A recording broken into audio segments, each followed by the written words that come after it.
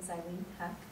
My son Kevin has been receiving services here at the Achievement Centers for Children starting when he was 22 months of age, and he was diagnosed with autism. And could you expand a little on when Kevin was diagnosed with autism? He had been born premature. Kevin had some medical issues early on in his life, and at his 18-month appointment, I questioned our pediatrician. I felt there was something different. Something was not quite right with Kevin. So he sent me to get him evaluated, and he did come back with evaluations of he was behind in fine motor skills and speech. And we started with therapy at the Achievement Centers for Children, and then at 22 months of age we saw a neurologist who then diagnosed Kevin with PDD, which is a form of autism on the spectrum. We recently used a quote from you in a letter we sent out to the community. I'd like you to read the quote and then ask you to expand on your experiences that the quote mentions. Mm-hmm. The problem with autism is that there are few outward indicators for people to make them immediately aware of the disability. Hence, many see a misbehaving child rather than a child with unknown challenges.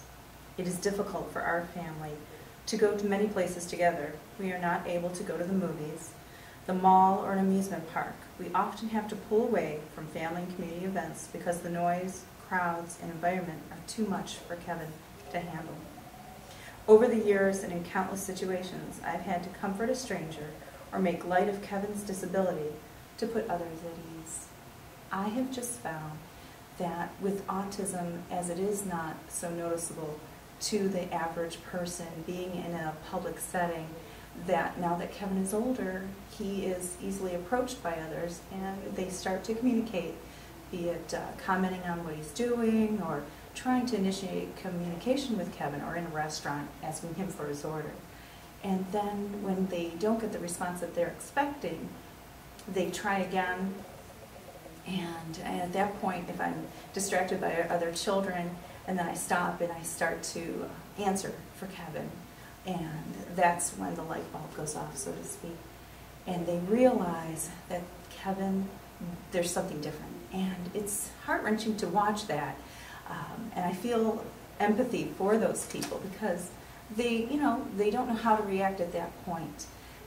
They're stumbling, or if they'll say, "Oh, I know someone who has autism," or they'll start a conversation with me and talk about the disability, which I don't mind doing in some situations. And I think being aware and giving people more information about it helps them with their own lives. But sometimes I'm dealing with Kevin, and he might be agitated by what's going on, and we're just trying to get through something, and then have to stop and explain myself is sometimes difficult. And that's some of the situations. And there's times when I want to attend a function of my daughter's. We have two other children, and they're busy with their activities, and either my husband and I take turns. We step back, and I'll say as they're going out the door, "Good luck, Mommy loves you," but I can't be there for them. It's hard.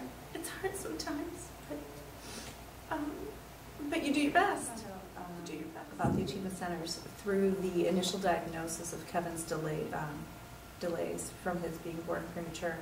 And I honestly picked the Achievement Centers because of location.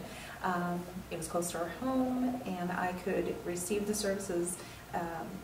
When Kevin was first diagnosed, he was just 19 months for the delays, and I had a younger daughter who was only 5 months old at the time, and I had a 3-year-old, and so it was juggling a lot of trying to get the children where I needed to be. So that was quick, and once I walked in, and it was amazing. And then we received multiple services over the years for different things. We've received, Kevin's received services at Camp Cheerful for therapy for fine motor skills. He's received, he was in the autism classroom program, and we were out in the West Side location, And then we've been at the main, beautiful main headquarters here in Highland Hills in the classroom. And each time, it doesn't matter where we're at, it doesn't matter the brick and the stone. It's the people, it's I always say that the Achievement Centers brings us hope, but they don't bring, it's not just hope they bring. The Achievement Centers gives us results. And not only encouragement, but improvement. And without the Achievement Centers over the years, I can't imagine where Kevin would be today. He has been able to now communicate with us through pictures, and the tantrums are less.